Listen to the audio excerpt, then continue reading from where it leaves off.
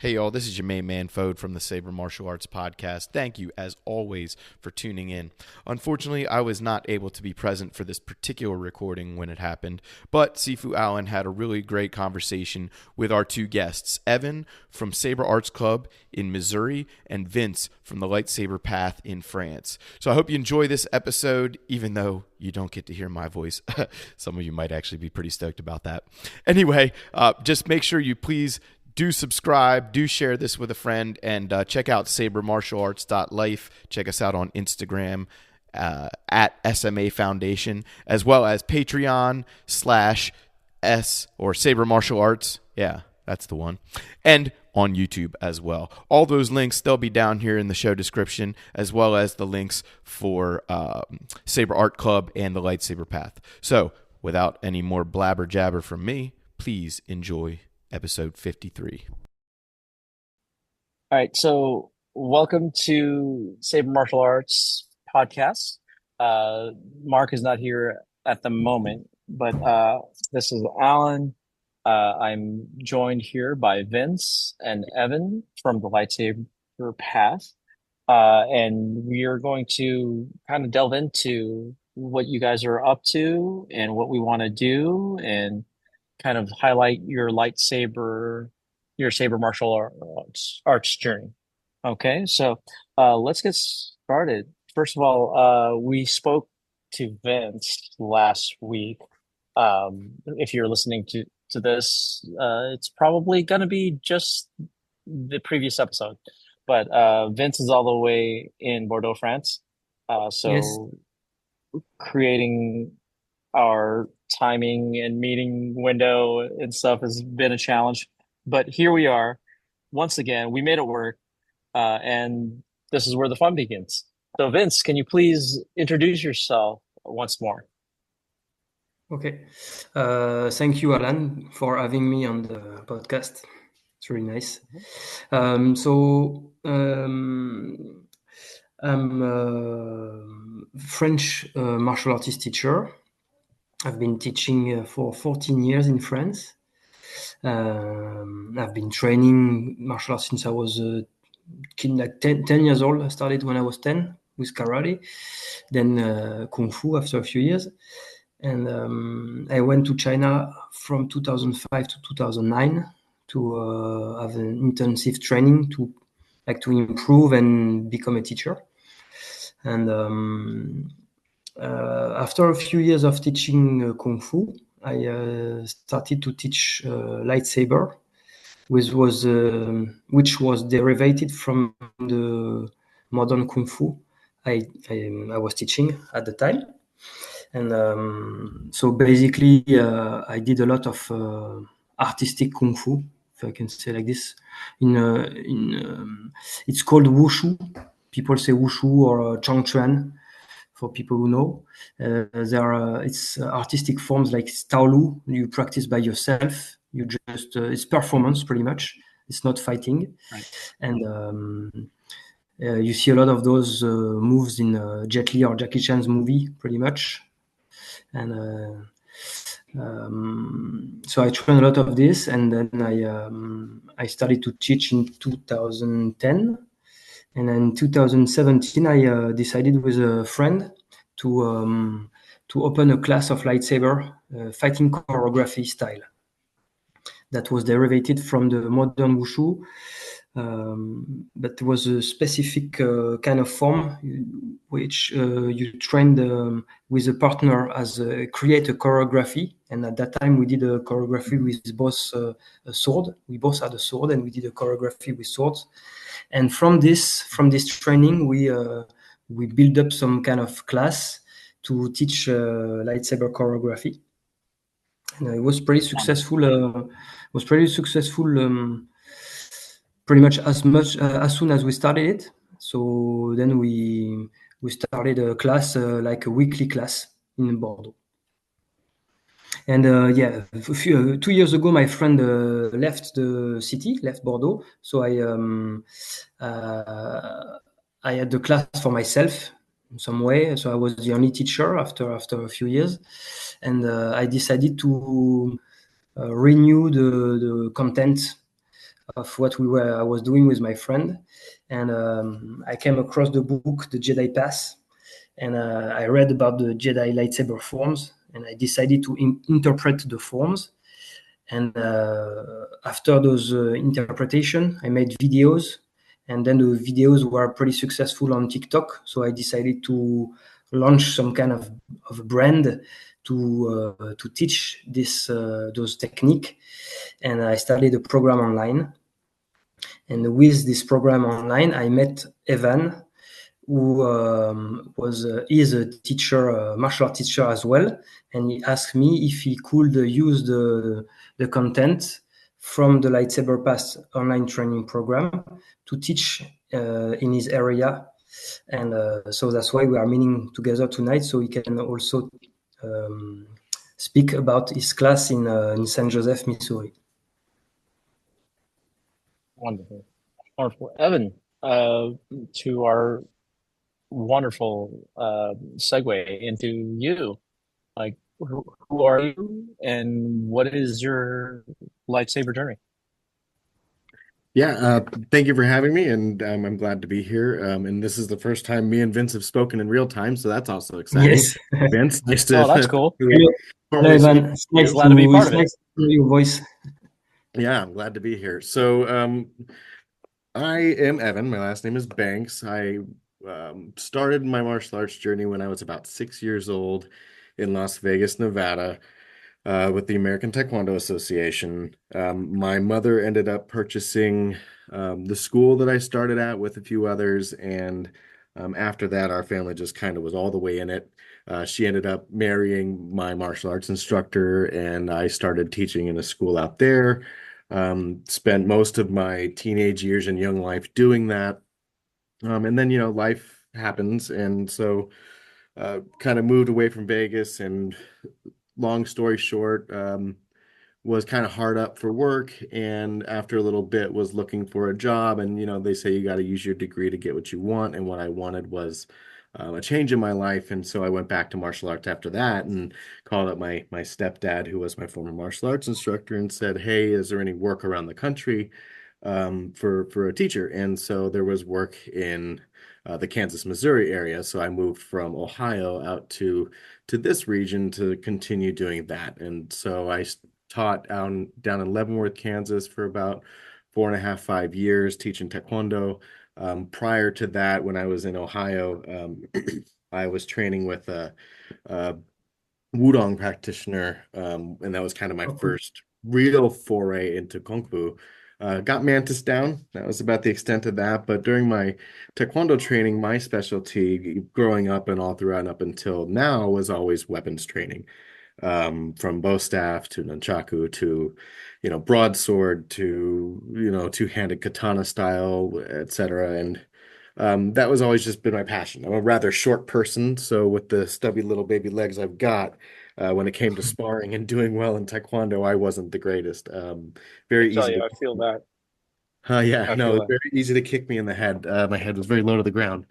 So I had to figure out what worked for me. And, I guess in the way of the security dilemma, add a weapon to a short man and he becomes as skilled as a big man, right? So that was kind of um, my approach there. And I started out with my love for staff, and all weapons are the same. So once we started practicing sword, um, we did kind of Haedong Gumdo or Gumdo, kind of the Korean katana style was our practice, and I fell in love with that. And I a few brief lessons in European fencing style, mostly Saber, and really like to kind of marry those principles and continue Cool. training that way. And so when I went back to college and I kind of stopped teaching again in about 2017. But that itch never goes away. And when me and my wife went to Paris 2 years ago, or no, it was last year. She asked me what I wanted to do most when I went to Paris, and I was like, "Well, honey, I know this is odd, but like, I would love to go to lightsaber sparring practice." She's like, "Really? That's what you want to do when you go to Paris for the first time?" I said, "Yeah, absolutely." So we went to the Sports Saber League class, and Okay. seeing kind of that atmosphere, and um, it made it really attainable. It was just a bunch of like-minded folks who were in a small gym training together and having a good time. And that kind of opened me up to think, oh, well, that it isn't exactly as hard as I thought it was. I had always wanted to develop, lightsaber forms and post them on YouTube and like, this is my system and that and the other. And so coming back from Paris, and then, Vince's work just came up by my algorithm.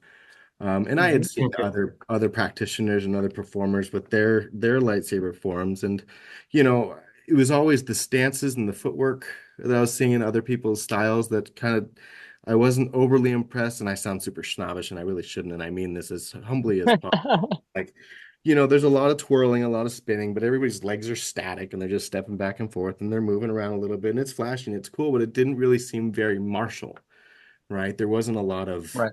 traditional martial arts in what I was seeing. So when I saw Vince's style, and especially with the Shicho form, I was like, okay, well, that is pretty much what I would imagine Shicho to be. Like, they're basics, but they're combined in such complex ways that they kind of increase the level of difficulty such that it's very actually quite impressive to see all those things together. You're learning both sides of the body. You have one foot in front of the other where you're doing different moves, but everything is kind of getting covered. So I was like, well, that's neat.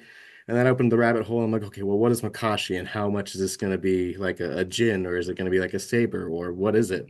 Hmm. And then Hmm. again, same thing. I'm like, okay, so that's basically what I thought this should look like. So I kind of scrapped the idea of developing my own forms. I'm like, why reinvent the wheel?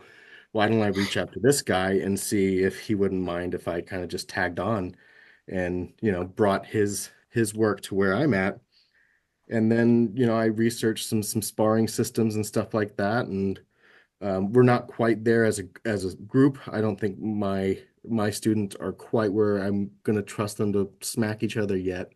But once we get there, we'll probably adopt. We're looking at light speed fencing right now as our fencing rules, but still kind of Hmm. figuring out what that's going to look like while they're learning the basics. And so, yeah, we had our Sure. first class roughly 2 months ago, and we've had about 5 or 6 since then, and we're going pretty strong.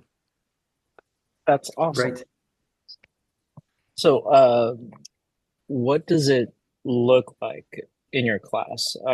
So I always like to ask my first day. I found out about you. I found out where you're practicing. I show up. Walk me through what somebody new will see in your class. Me or Vince? Well, we talked to Vince about that last Sure. week, so this one's going to be more about you. Great. Yeah, Evan, go ahead, Evan. It's okay. If people wants to, they can go back to the. I think they will have the podcast we did last week, and I Yeah, explained pretty much everything. Lovely. yeah. So first thing we do is, we stand in a straight line. Everybody lines Mhm. up, and typically people who show up either have some kind of physical training, some people don't. We have a variety of people who've danced, people who've done martial arts, people who went to one Hmm. class and got their orange belt when they were a child, all the way to Hmm. I've never moved my body before in my life. Um, Right. and so we all line up and we start out, every class tells everybody their name, their pronouns, and what they're looking to get out of it. And then I usually ask them some kind of prompt, like who's your favorite Jedi, or this, Hmm. that, and the other, or what are you looking most to learn? Right. And kind of the responses have been people want to do mostly choreography, traditional martial arts, and mostly, and a lot of just folks who want to exercise.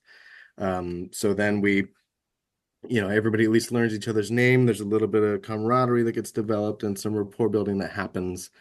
Then we do a light warm up, and then we start on Shaicho, and then after that we do some very basic fencing maneuvers, and um, I write up a lesson plan a couple days before we meet, and at the end of every lesson, I say, "What would you like to work on most next class?"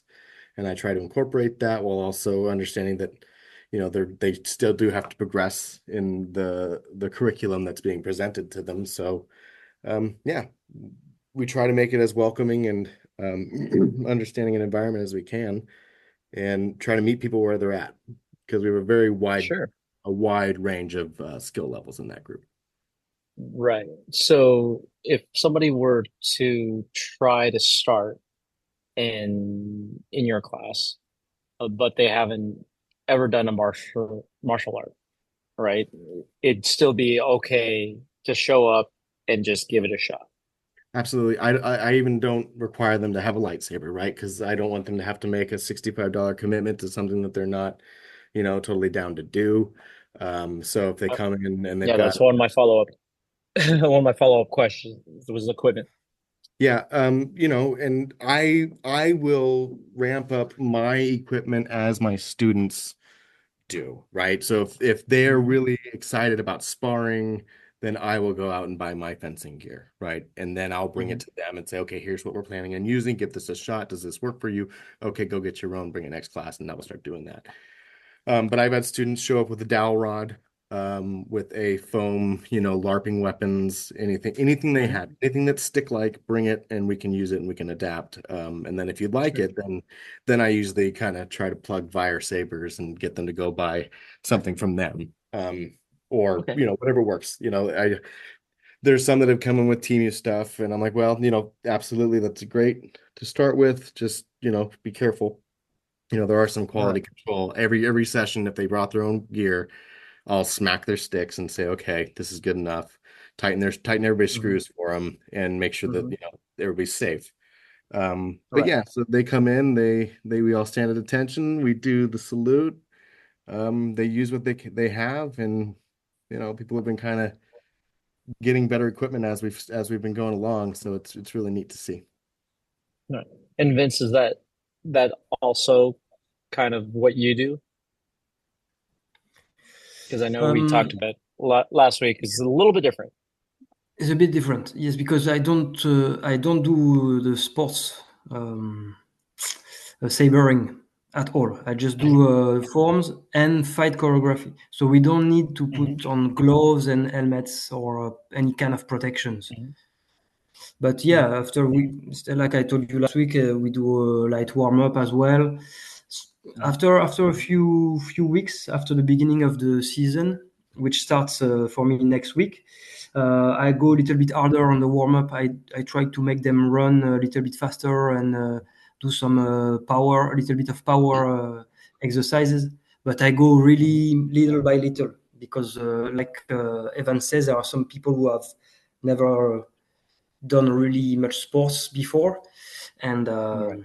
there's different level of skills. So, but I try to make them go a little bit in the red zone, like we say in French, dans le Hmm. rouge. Mm. But after a few weeks, not at the beginning.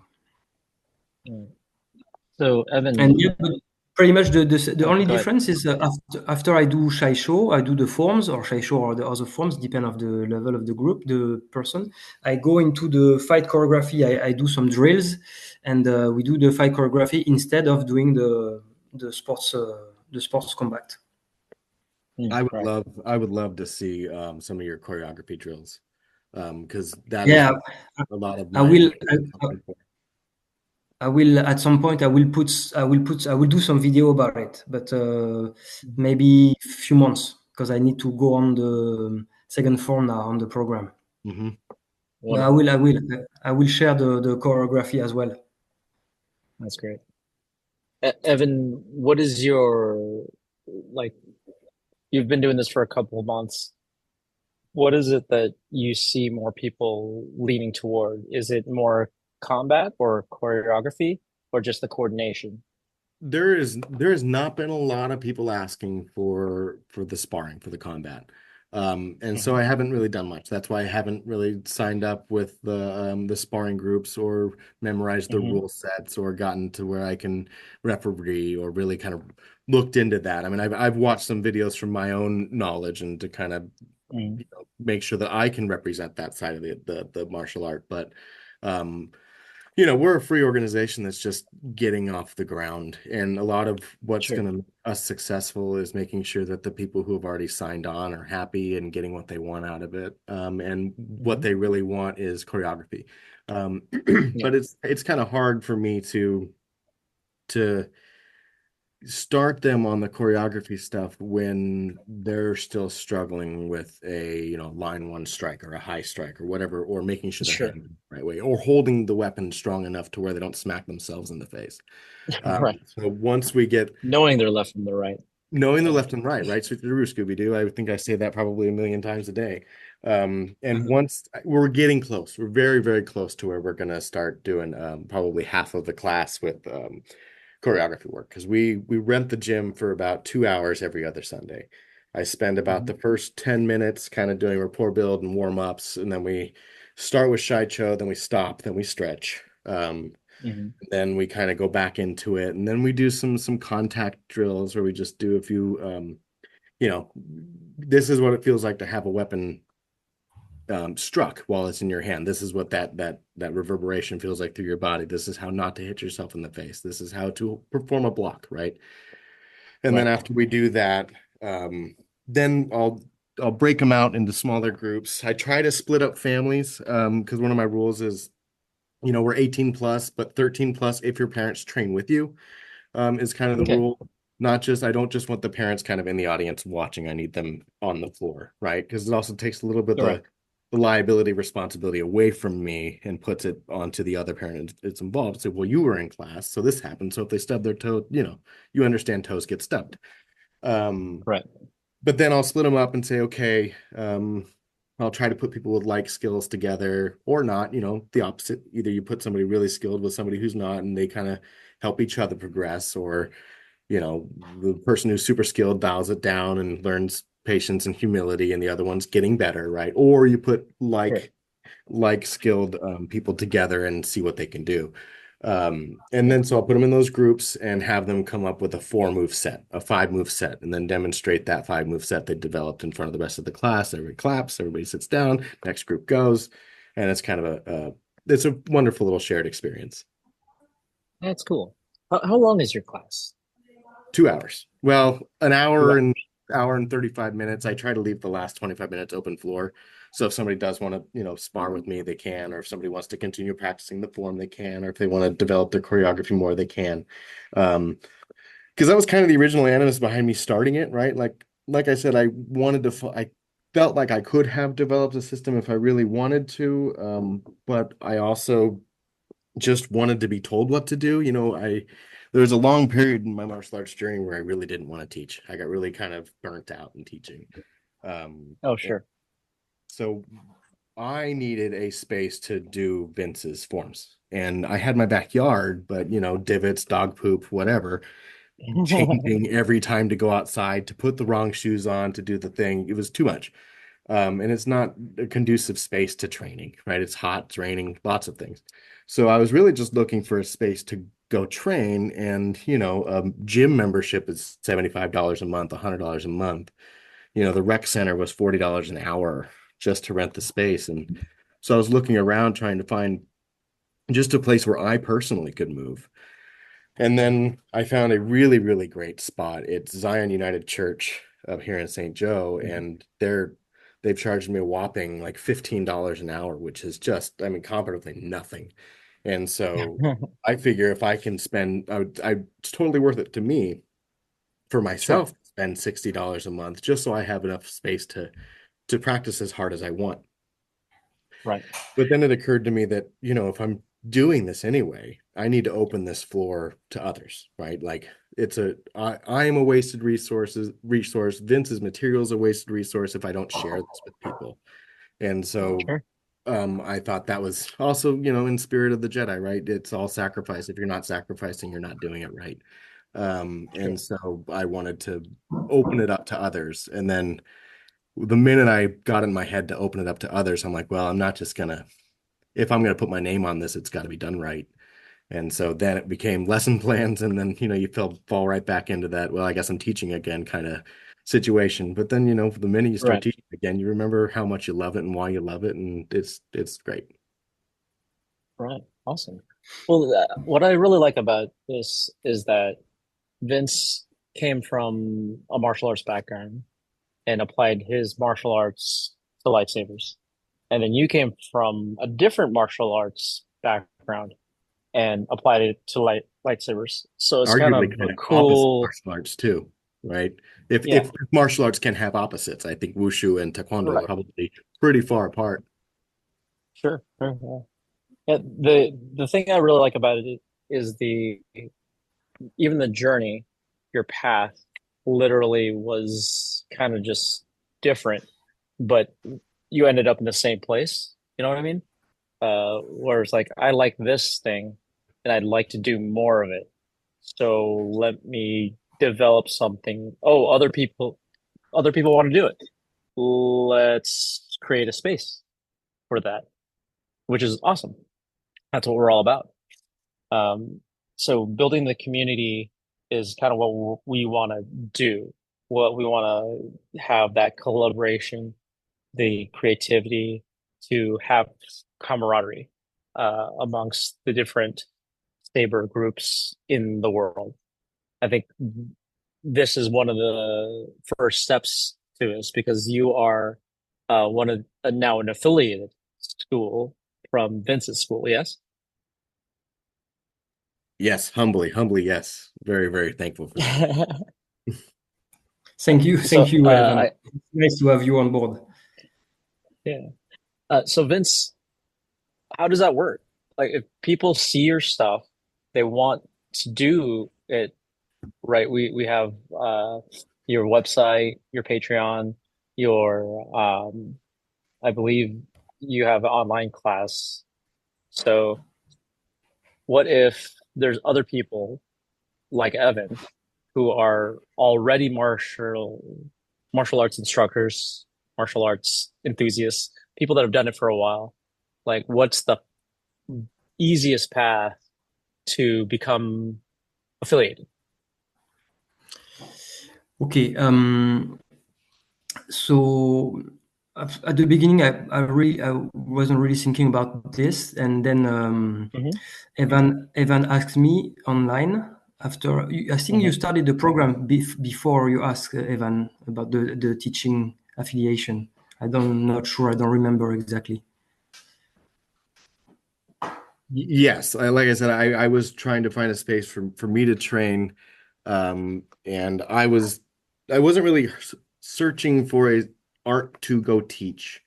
I Yes. was Okay. searching for an art to practice. Okay. And then when I thought, well, maybe I shouldn't just keep this to myself, maybe I should share it. I certainly didn't want to just start teaching somebody else's forms without their permission. So I just casually asked, and Vince was gracious Okay. enough to allow it. Okay. Okay. Yes. I remember now. Okay. Cool. Yeah. So uh, when uh, when Evan asked me, I thought about it before, but I didn't really put anything down. So I started to write ideas about the affiliation system, and then Hmm. I just thought what's important is first is that the person can show me his skill on the sheet show form. So I need to see at least a sheet show with some basics, some say advanced basics. So that was the first idea. Like the guy needs to go online to learn the form, the basics and the forms I have put on the program, and I need to see him performing the form, like on a video, of course, because we are not living nearby. And then that was the first point. And then after that, I was thinking if the person wants to use the content, for me, I don't want to ask money to the person outside of the money he pays already on the Patreon. But the idea Hmm. is that person has to tell that I am the creator of the system. That was the idea, the Hmm. main idea. So after a while, I wrote down a few terms on the agreement, and Hmm. in France, I have one of my closest friends is American. His father's American, Hmm. and he actually helped me to write the training program, because the training program is in English, and so Sure. my friend correct me on everything, and then he helped me to write the affiliation terms, and then when they were finished, I sent them to Evan, and Evan told me, yeah, it's fine for him. It's I think was pretty simple, and then we just signed the agreement together a couple of weeks ago, maybe less, 10 days ago, I think. We already agreed on this 2 months ago when he started this class. We already agreed on this, but we didn't sign anything because my agreement was not written. It was just a draft. I sent him a draft, but it was not. I had no time because I was working on the training program at that time. I had no time to write it correctly, and then I Sure. just did that. I just did that 2 weeks ago, and now Evan has signed the agreement, so we are officially working together on this, which is pretty cool. I'm pretty happy about that. That's great. Evan, how do people find you? Do you do TikToks, Instagram, written flyer? How do people find you in St. Joe? Sure. I have flyers up around town. We have a few kind of niche bars and public spaces that the flyer has served pretty well. I got great response on kind of a local booster group. They kind of highlight a bunch. It's called Uncommon Character. After about my first week there, one of their promotional people came out and took photos and published a little article about what we were doing. And that got some really good traction. My first class was just me and, 4 other friends and my wife. And just to kind of test it to see if I was happy to be back in front of people, correcting foot position, these sorts of things, just to kind of give it a little test run. And that went great. She took photos during that, and we got that little spot in the local little paper. And after that, the next class we had about 15 people, which is huge for a second class, just kind of off the ground. And that was really, really inspiring for me. And it's normalized now down to about 10, 11, which is about where I want it to be. I don't think the space can accommodate more than 18 unless I want to divide it up into more classes, which, maybe if this becomes a thing, like a real industry, we'll revisit that then. But yeah, we have a Facebook page. I was really lucky to kind of secure the web handle of Saber Arts Club. So you can just go to saberartsclub.com. I started a website on Wix. I'm learning how to be a web developer now, which is great. Another skill in my belt there. I'm working on embedding videos. That's proving to be a little bit more of a challenge to me than usual. I do try my hand at TikToks. I try to parse out my personal TikToks from the Saber Arts Club TikToks, publish those. I don't have the bandwidth, I think, to manage any other social media beyond Facebook and TikTok. More than that, I am employed. I do have a quote unquote real job. No offense, Vince. But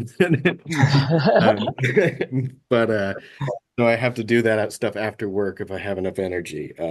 But yeah, saberartsclub.com has links to both our Facebook and the TikTok page. And I think I made an Instagram. I don't think I've logged back into it in forever, but yeah. We are searchable. And I think you could even search martial arts in St. Joseph, Missouri, and we might pop up. I'll test that real quick. Well, that's the big question usually everybody asks is like, why don't you have 100 people in your class? I'm like, well, it's a thing. People come in, they try it. Sometimes they like it, sometimes they don't. And people go in waves. Sometimes I'll see, a dozen people and they'll be around for 4 months straight, but then I'll never see them again for years. So that's why I'm asking, like, how are you getting people in your room? Vince talks about doing seasons in his class. So people sign up for the season, I believe. Is that correct, Vince?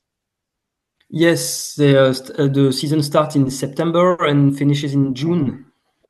It's like the scholar system. It's like the scholar system in France. in July and August, Okay. we are on summer holidays, and then the class are on holidays as well.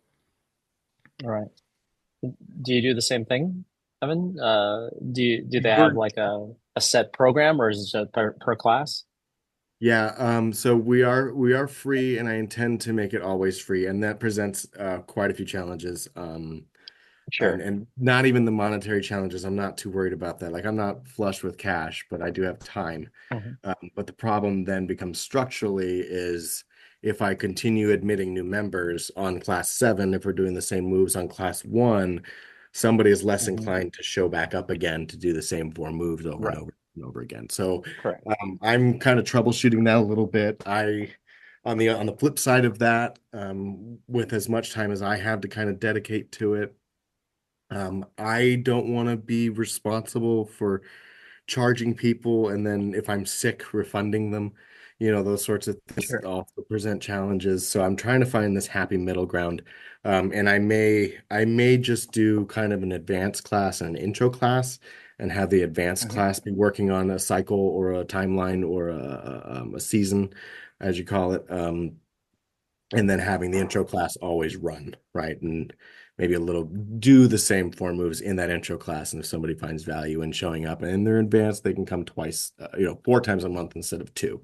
But at Sure. which point, my costs go up in terms of renting out the space, and it goes from, costing me $60 a month to 120, which justifying to my wife might be more or less of a challenge than actually getting people to show up.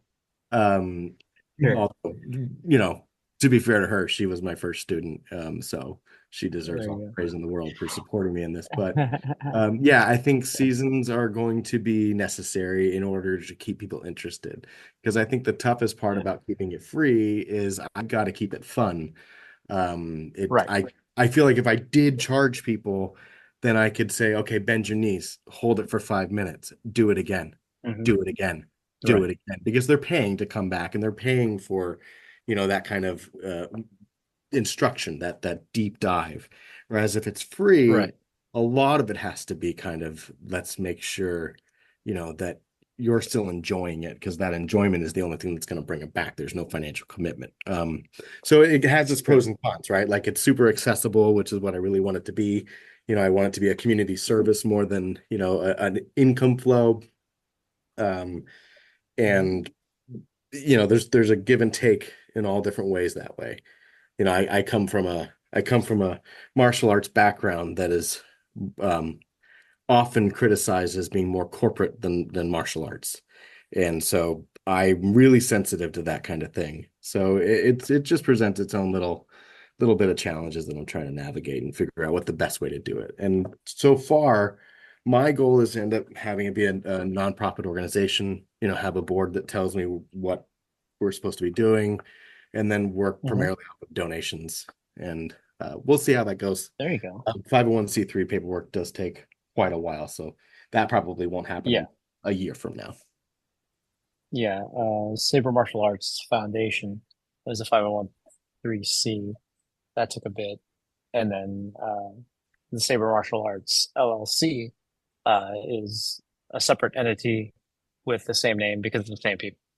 Just one is nonprofit and one is for profit. So Very cool. I understand completely. Yeah. But yeah, so in somebody listening to this, first of all, thank you for listening. Um, and second, like, do you have a goal, like a future vision that you want your school to be? So Saber Arts Club, uh, by itself in like a year, what do you see it being, doing? Yeah, that's a very interesting question. So like I said, I come from, I don't know if listeners or you or anybody's familiar with what the American Taekwondo Association is like. Hmm. But for anybody that I am. I is, started in Taekwondo as well. yeah, there's a strong kind of we'll just call it proliferation and promulgation aspect to Hmm. that Hmm. approach. And that is get a student, get them to third degree black belt, have them open a school, rinse and repeat. Right. Which is great for spreading the love of the art. It does kind of allow for some gaps in integrity. And with that model, my family in Las Vegas was arguably one of the most successful in the country. My parents had 8 schools that had grown between Mhm. the years of like 1998 and 2005. So again, I'm very sensitive to kind of that growth model. I don't Sure. like it. Um, but on the other Fair. hand, I will applaud the American Taekwondo Association for its ability to kind of bring in so many different aspects of a martial art into one space so that if anybody joins, they Right. can do anything from fighting to self-defense to sparring to camaraderie to forms to weapons to all these different things. So that was my favorite thing is having that access to all those different approaches and styles.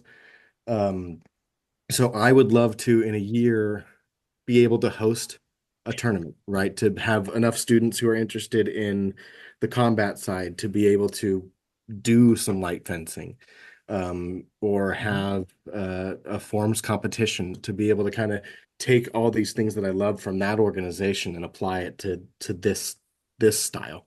To be able to Sure. teach a forms class, to be able to teach a sparring class, to be able to teach Yeah. a creative choreography class, to and find one of my buddies who does AV for a local Renfest group who shoots everything and then do kind of these epic. I don't know if you remember the lightsaber choreography competitions from back in the day with Mhm. the Ryan versus Yep. Brandon and all that stuff. Like I would love to also do that.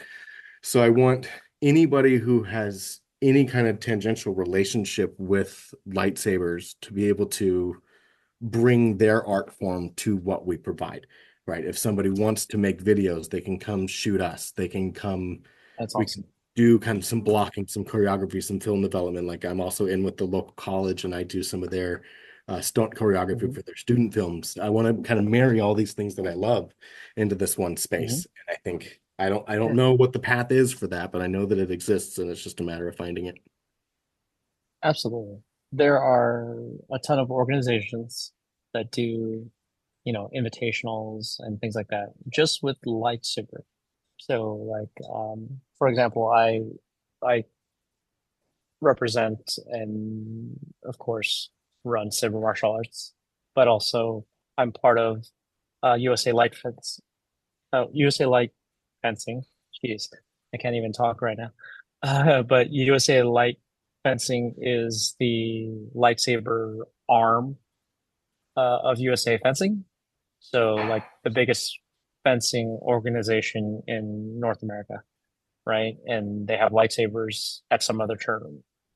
So when they go to tourneys, sometimes there is a USA light fencing group there doing either a competition or a demonstration, that sort of thing. So that's one way. Another way is you've probably seen the Saber Legion. Those are the guys that get all the armor and they actually hit each other with the lightsabers and all the armor. And there's Saber Guild, who's the Lucasfilm approved choreography group, right? And then there's, um, you know, us in Saber Martial Arts. We do events from now and again, and we invite everybody, to come in and do what they do. So let's say you wanted to do a Taolu competition. You want to just do forms. We have space for it. Actually, this next May, I'm calling it Saber May, Nia. We're going to be doing a Memorial Day weekend That is super event, cute. and yeah, um, and you guys are invited, of course. Uh, but if you wanted to do a specific style of tournament, we have a venue. You just have to, go through all the venues, hoops, and things like that. But if you want to do choreography, if you want to do combat, if you want to do, a collaborative thing, we have the capacity for it. And what I'm trying to do is put together people from all over the world come in, and we have just like a Saber weekend, right? You can come in and you can try the choreography. You can try, Vince's lightsaber path forms. You can try, uh, heavy armored sparring. You can do foam sparring. You can have, all these experiences just revolved around holding a lightsaber. And that's kind of our goal in saber martial arts, is to bring that community together, to have the collaboration, to express our creativity, and overall just have a big uh, table full of everybody that are interested in lightsaber, and just have camaraderie, and cross pollination. Wow, I really can't talk right now. And it really, really works for an audio podcast. But that's awesome. I would love for you to get that to work, and for you to hopefully send us an invitation to go to your event. That'd be awesome. Oh, I Of just took course, down a copious amount of notes. I'm gonna look up all those things and see which one applies. So if you're saying that the USA light fencing has its own Mhm. rule set, right? Yeah. Actually, Mark and I just went to their activation workshop. So we are technically like certificate 1 and 2 of coach, judge, combatant, and referee. So we've learned their system in the process of getting uh, actual certification for them, because they have to get all their ducks in a row, and we do as well, of course. But Sure. until we can get all their check marks done, we are like the first ones in line. Awesome. And they are basically, like I said, they are the arm. They're an offshoot of USA Fencing. And if you've done any sort of lightsaber search on the internet, Chad, you might know him as Darth Anonymous from Terra Prime Lightsaber Armory. He's been doing this forever, and he and Sifu Damon Honeycutt, they, got together. They talked to a couple of the referees and friends from the official committee for USA Fencing. They actually took and I apologize, Chad, if you're listening to this and I mess it up. I believe on to combat, the Tane fighting. Uh, that's one of the um, inspirations, because a lot of the priority, a lot of the spinning, the jumping, all that stuff is encouraged instead of penalized. Um, and so it looks more fun to watch. Uh, Unfortunately, a lot of saber combat tends to be whoever's fastest, whoever's fast, We called it whack-a-mole and back in the day. yeah, saber tag, Mhm. saber boop. Sometimes it's not fun to watch. So that's one of the reasons Mark and I went to go see it, because as a spectator, it's much more fun to watch that fight, than like, an engagement that lasts maybe half a second. So yeah, we were looking into that. But yeah, the community building, the creativity that you guys bring to this.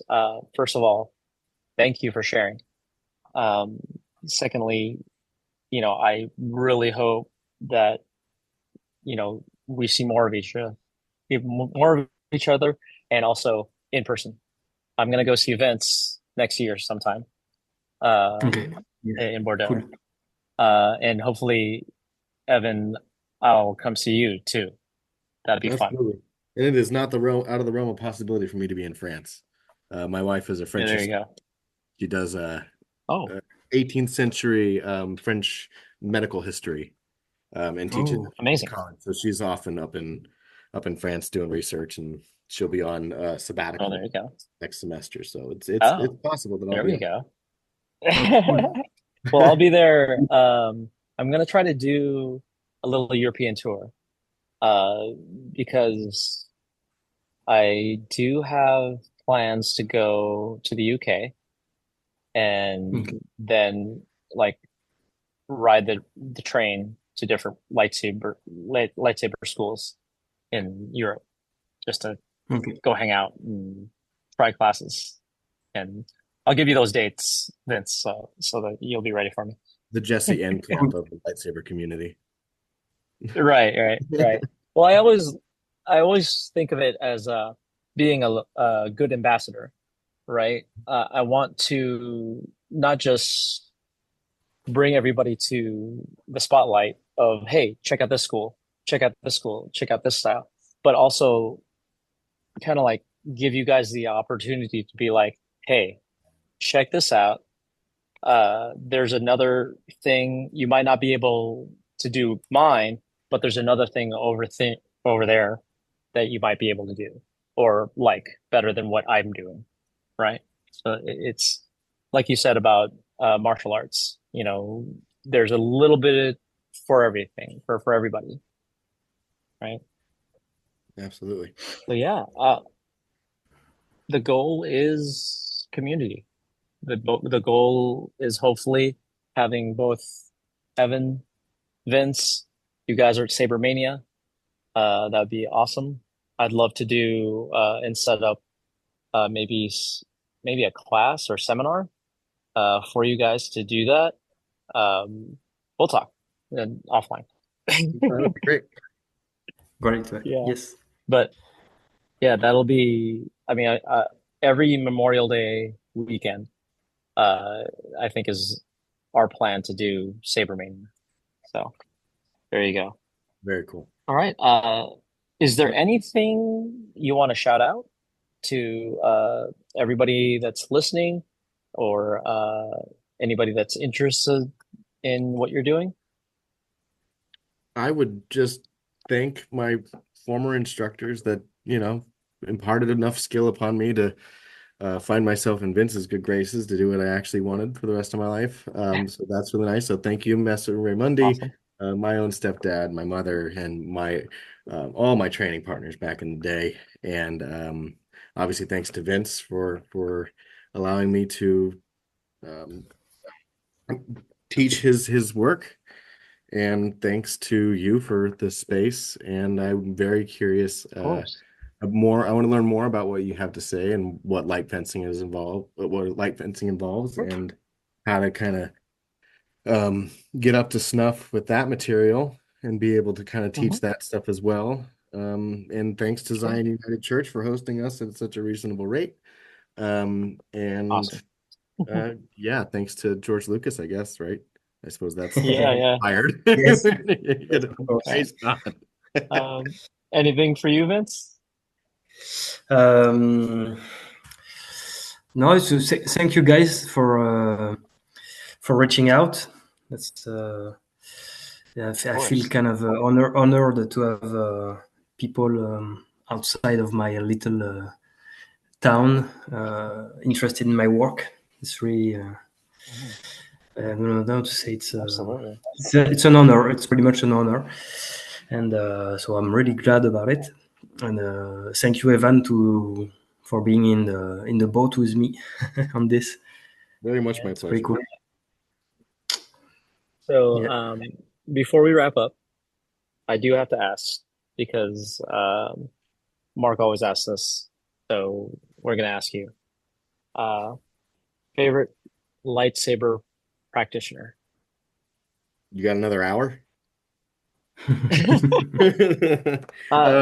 Give me one, like the Yeah. first one that comes to your mind.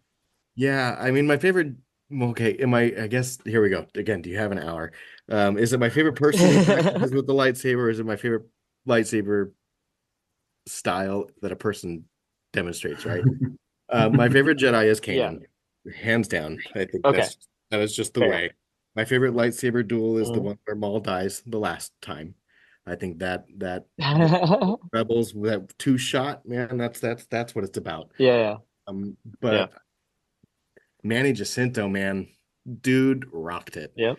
Say what you Oh will yeah. about that series, whether you like it or not, I really don't care. Mhm. But man, that dude could move a weapon.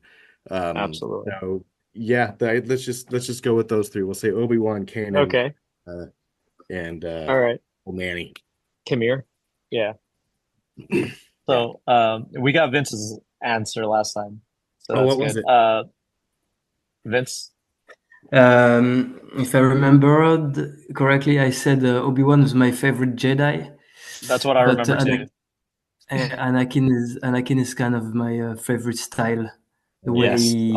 he fights. Right. Especially in the Ahsoka, I really like the way they choreographed and they did in Hmm. the style in Ahsoka was really cool. I think I really liked it. Yeah. You can see that in your gemso. I mean, Yeah. definitely Yes, comes through yes, in your form. Beautiful. yes, Right. totally. Mhm. And yeah, I Cool. really like the fights in Acolyte. I think Yes. sorry, I didn't really like the show itself, but the fighting scene really cool. I think Right. Absolutely. they did a pretty great job with the fight choreography and the Jacinto. You said is the name of the actor, Manny Jacinto. Yes. Yeah, Correct. yeah. If he doesn't have I don't know if he has a stunt double or not, but his part was really good. I really liked it. I never thought I would see somebody headbutt a lightsaber and have it make sense. Just never in a Right. million years did that occur to me that was something that would happen, and Yeah. for it to be right, you know. Right.